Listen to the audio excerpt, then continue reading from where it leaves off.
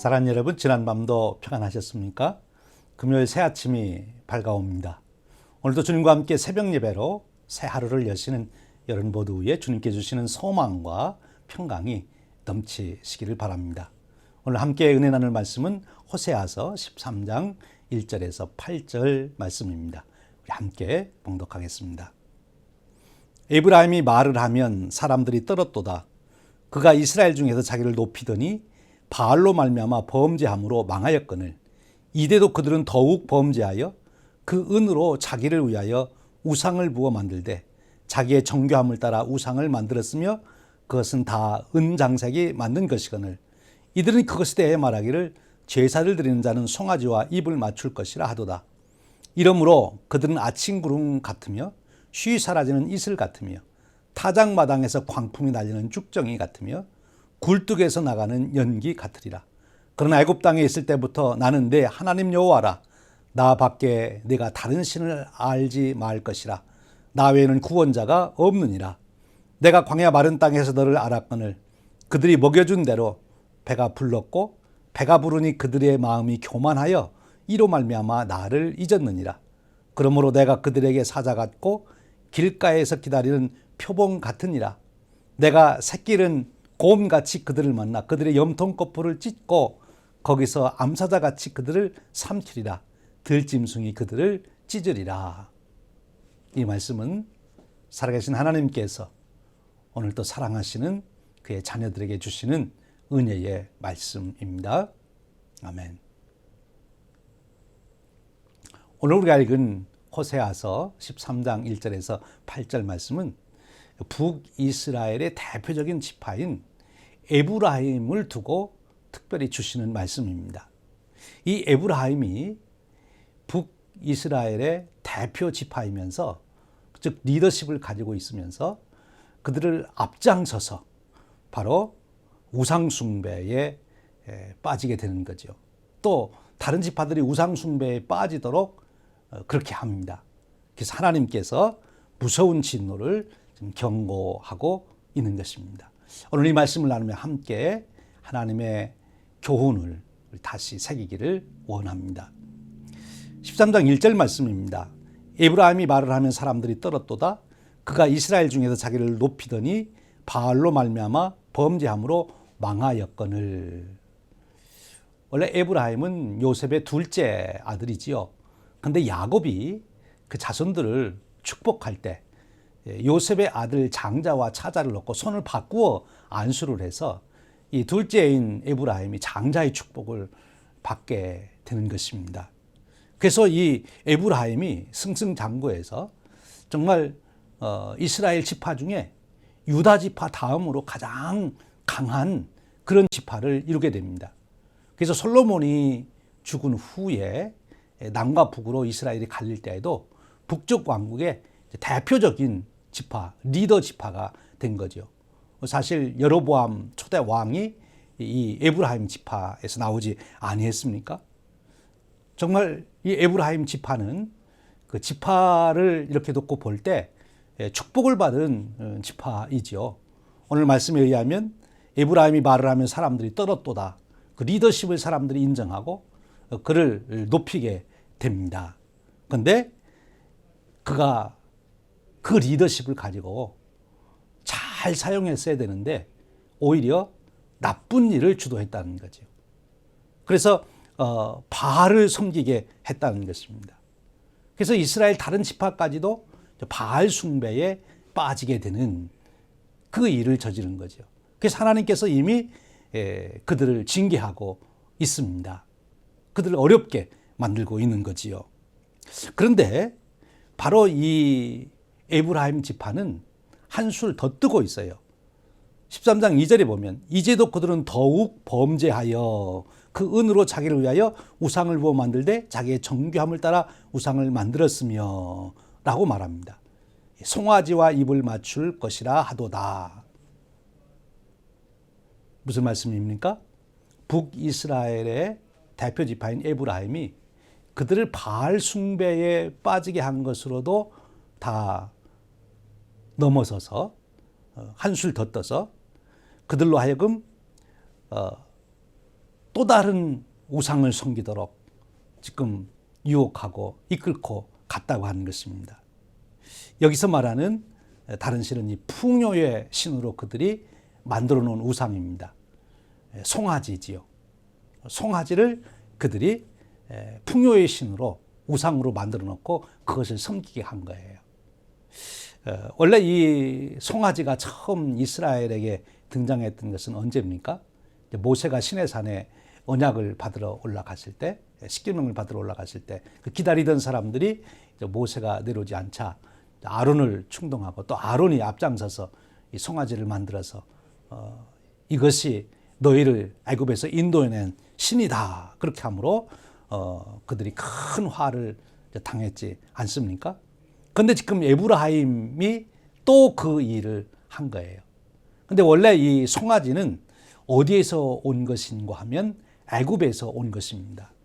애굽의 대표적인 신 중에 하나가 아피스라는 신입니다. 이 아피스 신은 나일강 그 델타 지역에서 섬기는 신인데, 나일강 델타 지역이 아주 비옥한 그런 땅이지 않습니까? 나일강이 범람해서 거름지게 되고 거기서 풍성한 추수를 하게 되는데, 그때 그 모든 풍요를 이루게 하는 신을 아피스 신이라고, 그들은 송아지를 만들어서 바로 그것을 아피스 신이라고 하고 섬기게 됐습니다. 바로 이때 그 아피스 신, 황소를 세워놓고 섬기던 아마 거기에서 본받은 것 같아요. 지금 자기들도 나일강의 그 델타 지역의 풍요로운 그런 풍요를 지금 염원하면서 이 송아지를 만들어 놓고 송아지에 입맞추라, 그렇게 송아지에게 제사를 드리도록 하고 있는 것입니다. 참으로 어리석은 일이지요. 이제 3절에서 말씀합니다. 이렇게 우상을 섬기는 것이 얼만큼 어리석으냐. 3절에 말씀합니다. 이러므로 그들은 아침 구름 같으며 쉬 사라지는 이슬 같으며 타작마당에서 광풍이 날리는 쭉정이 같으며 굴뚝에서 나는 연기 같으리라. 우상 숭배하는 사람들의 말로가 여기 4가지 모습으로 설명하고 있어요. 구름, 이슬, 죽정이, 굴뚝에서 나는 연기. 이 4가지의 특징이 있죠. 이것들이 일시적으로 보일 때는 뚜렷하게 보이고 뭔가 있는 것 같고, 또 때로는 구름 같은 경우는 굉장히 크게 보이기도 합니다. 그런데 잠시 지나면 다 없어지는 거라는 거죠. 이 구름도, 그리고 이슬도, 죽정이도, 굴뚝에서 나는 연기도 조그만 시간이 지나면 그 형체가 다 없어지는 것, 즉 허상인 것이지요. 우상이란 허상인 것입니다. 아무것도 없는 것이죠. 능력도 없고 권세도 없고 이룰 수 있는 것이 없는 거예요. 그 허상에 유혹돼서는 안 된다는 거예요. 허상에 유혹되면 허상의 인생을 살게 되는 것입니다. 그래서 이제 말씀하시는 거예요. 호세아 선지자는 너희들이 허상을 쫓지 말고 실상을 쫓아야 된다. 그 실상이라는 것이 무엇입니까? 4절에 설명해 주시고 있습니다. 그러나 애굽 땅에 있을 때부터 나는 내 하나님 여호와라. 나밖에 내가 다른 신을 알지 말 것이라. 나 외에는 구원자가 없느니라. 여호와 하나님 외에는 구원자가 없습니다. 여호와 하나님만이 구원자이십니다. 그분만이 실상이십니다. 우리가 실상을 붙들을 때 우리의 삶이 흔들리지 않게 되는 것이고 견고하게 되는 것이죠. 하나님은 전쟁에 능한 만군의 여호와실 뿐만 아니라 하나님은 창조주시고 하나님은 온갖 필요한 것을 다 공급하시는 풍요도 하나님이 주시는 것입니다. 하나님께서 오직 구원자가 되신다. 하나님만 실상이다 라고 하는 것, 이것을 잊지 말아야 한다는 것이죠. 사랑하는 여러분, 오늘 우리도 이 말씀에 비추어서 우리 자신을 한번 돌이켜 봐야 하는 것입니다. 우리도 옛 이스라엘 백성들처럼 자꾸만 허상에 지금 마음이 빼앗기고 있지는 않는가. 잠시 있다가 없어지는 것에 우리의 인생을 걸고 그것이 내 인생을 존귀하게 만들어주는 것처럼, 내 인생을 견고히 세워주는 것처럼 허상에다가 우리의 삶의 뿌리를 기반을 두려고 하는 것이 아닌가. 오직 나의 구원자는 하나님밖에는 없다는 것입니다. 이 말씀을 우리가 절대 잊어서는 안 되는 거예요. 이제 5절 6절을 한번 보십시오. 내가 광야 마른 땅에서 너를 알았거늘 그들이 먹여준 대로 배가 불렀고 배가 부르니 그들의 마음이 교만하여 이로 말미암아 나를 잊었느니라. 지금 이스라엘 백성들이 하나님을 잊어버리게 된 것이 왜 그런가 그 이유를 설명하고 있는데 참으로 안타까워요. 하나님께서 이스라엘 백성들에게 먹을 것을 주셨습니다. 배부르게 해주셨습니다. 그들을 광야길을 인도해 하셔서 적각거리는 가나안 땅에 오게 하셨고 가나안 땅을 정복해서 그 가나안 땅을 소유하도록 하나님께서 주셨어요. 하나님께서 그렇게 주셨으면 그것을 주신 하나님을 잊어버리지 않고 섬겨야 되는데 그들에게 준 그 온갖 귀한 것을 주신 하나님을 잃어버렸어요. 왜? 자기가 받은 것 때문에 그런 거죠. 참으로 안타까운 거예요. 여러분, 하나님께서 우리에게 생명 주시고 구원 주시고 우리의 필요한 모든 것을 주셨는데 하나님이 주신 것에 내가 집착이 돼서 그것을 주신 하나님을 잊어버린다면 얼마나 어리석은 것입니까? 하나님께서 지금 이스라엘 백성들에게 이 실수한 것, 이 죄를 지적하고 있는 거예요. 특별히 마른 땅에서 너를 알았거늘 그랬어요. 광야 마른 땅에서 너를 알았거늘. 여기 알았다는 말은 지식적으로 알았다는 것이 아니라 경험했다, 함께 살았다 그런 뜻입니다. 사한 지식을 말하는 거죠. 경험을 말하는 거예요. 지금 하나님께서 이스라엘 백성들을 데리고 광야를 내내 같이 살았어요. 그래서 지금 잘 그들을 인도해서 가나안 땅으로 들어오게 다 해주셨어요. 전쟁도 승리하게 하시고 그 땅을 정복하도록 다 해주셨어요. 그랬더니 이제 와서 이스라엘 백성들이 하나님을 모르겠다고 버린 것이 됩니다. 어쩌면 우리가 살아가며 우리 자녀들을 부모님들이 잘 이제 키우고 수고하고 이제 그렇게 했는데 다 큰 자녀가 부모님께 하는 말이 나 위해서 해준 게 뭐가 있어요? 이렇게 말하는 거하고 똑같은 그런 처지인 거예요. 자기들을 출애굽시켜서 광야를 인도해서 가나안 땅에 들어오도록 해주신 분이 누구십니까? 바로 여호와 하나님이신데 그렇게 해주신 하나님을 그들이 잊어버렸다. 그 자기들이 받은 것 때문에 가나안 땅에서 지금 누리고 있는 그것 때문에 그것을 주신 하나님을 잊어버렸다. 참으로 어리석은 거지요. 그런 자들에게 어떻게 해야 됩니까? 하나님의 심정이 7절, 8절에 나와 있어요. 얼마나 하나님께서 안타까워하시는지 한번 보시기 바랍니다. 7절, 8절 말씀입니다. 그러므로 내가 그들에게 사자 같고 길가에서 기다리는 표병 같으니라. 내가 새끼 잃은 공같이 그들을 만나 그들의 염통꺼풀을 찢고 거기서 암사자같이 그들을 삼키리라. 들짐승이 그들을 찢으리라. 하나님이 우상 숭배하는 자들을 향하여 맹수가 되겠다고 하십니다. 그렇게 사랑하셔서 품에 안고 광야를 인도한 그 자식들을 하나님은 맹수가 되어서 다 찢어버리겠다. 염통을 다 찢어버리겠다. 그렇게 말씀하고 계세요. 여러분, 이 하나님의 가슴이 얼마나 아프겠습니까? 그토록 사랑하는 자기 백성, 자기가 택한 자들을 이렇게 찢어버리겠다고 말씀하고 계세요. 이 말씀 속에서 우리는 하나님의 진노를 봐야 되지만 그 진노 속에 담겨있는 하나님의 사랑을 우리가 깨달아야 합니다. 하나님의 사랑. 하나님께서 얼마나 저들을 사랑하시기에 저토록 말씀하실까? 이 말을 듣고 혹시라도 저들이 좀 돌아왔으면 좋겠다.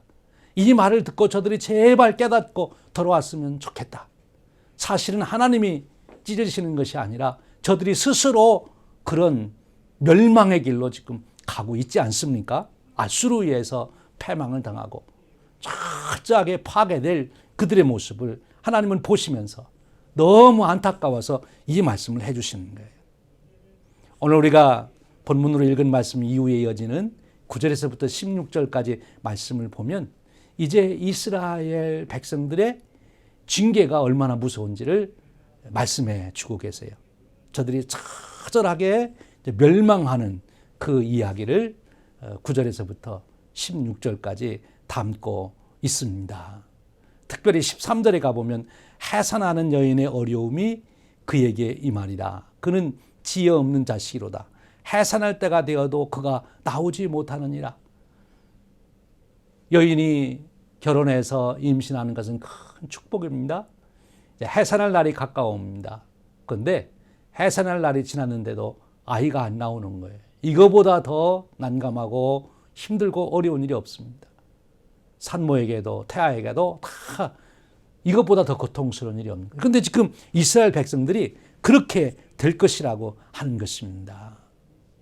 그래서 그들을 어떻게 해서라도 하나님께로 돌아오도록 그들이 철저하게 멸망당할 16절에는 이렇게까지 표현해요.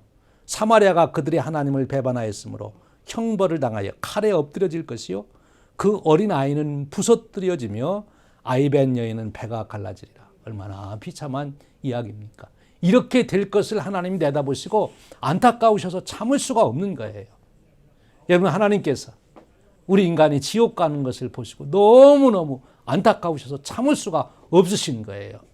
그래서 지금 차라리 내가 맹수가 돼서 너희를 찢어버리겠다라고까지 말씀하시면서 제발 좀 우상 숭배에서 돌아오라. 내 품으로 다시 돌아오라. 다시 축복의 자리로 돌아오라고 말씀하시는 것입니다. 여러분, 시편 2편 10절 12절에 이렇게 말씀합니다. 그런즉 군왕들아 너희는 지혜를 얻으며 세상의 관원들아 교훈을 받을지어다. 여호와를 경외함으로 섬기고 떨며 즐거워할지어다. 그 아들에게 입맞추라. 그렇지 아니하면 진노하심으로 너희가 길에서 망하리니. 그 아들에게 입맞추라. 예수님에게 입맞춰야죠.